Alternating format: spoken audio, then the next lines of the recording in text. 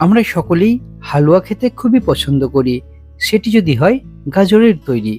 তাহলে চলুন বন্ধুরা, আজকে আমরা তৈরি করব এই রকম পারফেক্ট গাজরের তৈরি হালুয়া, এবং এটি খেতে হবে অসাধারণ। তাহলে চলুন শুরু করা যাক। সর্বপ্রথম কিছু ফ্রেশ কোয়ালিটির গাজর আমি এখানে নিয়ে নিয়েছি।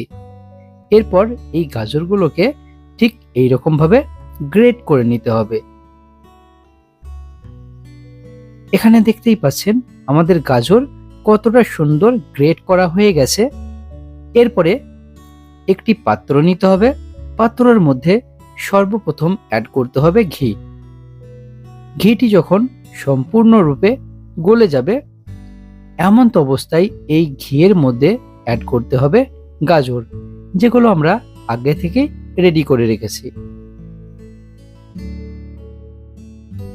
এরপরে এই ঘিয়ের মধ্যে গাজরগুলোকে কুক করে নিতে হবে।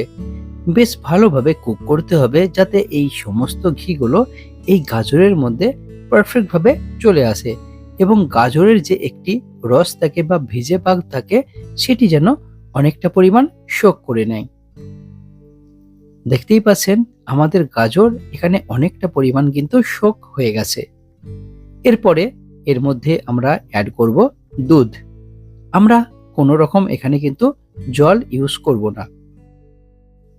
দুধ অ্যাড করা হয়ে গেলে এর উপরে আমরা আবারও ইউজ করব 1 থেকে 2 চা চামচ পরিমাণ গুঁড়ো দুধ। তাহলে কিন্তু এর টেস্টটি আরো অনেকটা এনহ্যান্স হয়ে যাবে। এরপর এটিকে বেশ সুন্দরভাবে এখানে মাখিয়ে নিতে হবে। এর মধ্যে আমরা আরো অ্যাড করছি এলাচ, দারচিনি, লং এবং এর সঙ্গে তেজপাতা। এরপরে খুব সুন্দরভাবে এই দুধের মধ্যে আমাদেরকে গাজরগুলোকে কিন্তু কুক করে নিতে হবে।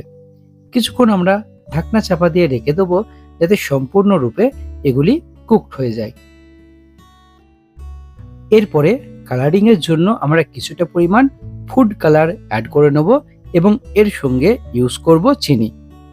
এই সমস্ত ইনগ্রেডিয়েন্টস দেওয়া হয়ে গেলে এরপরে খুব সুন্দরভাবে এগুলিকে মাখিয়ে নেব।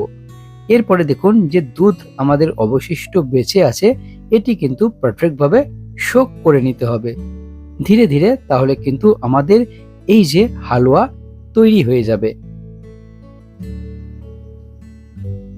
অবশেষে আমরা কিছুটা পরিমাণ কিশমিশ অ্যাড করে দিচ্ছি। এরপরে দেখতেই পাচ্ছেন আমাদের যে দুধটি ছিল, সেটি কিন্তু অনেকটা পরিমাণ এখানে শোক করে নিয়েছে, আর এর মধ্যে একটু শুকনো বা ঝরঝরে ভাব আসতে শুরু হয়ে গেছে। এখানে আমাদের গাজরের তৈরি হালুয়া কিন্তু সম্পূর্ণরূপে তৈরি হয়েছে। আপনারা দেখতেই পাচ্ছেন আমাদের হালুয়া কতটা সুন্দর তৈরি হয়েছে। এর কালার যতটাই সুন্দর, এই হালুয়াটি খেতে হবে ততটাই সুন্দর। অবশেষে আমরা কিছুটা পরিমাণ ড্রাই ফ্রুট এর মধ্যে অ্যাড করে নেব। তাহলেই আমাদের হালুয়া রেসিপি সম্পূর্ণরূপে কমপ্লিট হয়ে যাবে, এবং এর টেস্ট হবে অসাধারণ। আপনারা অবশ্যই এটি বাড়িতে তৈরি করবেন এবং কমেন্ট বক্সে জানাবেন কেমন হয়েছে। Bye bye.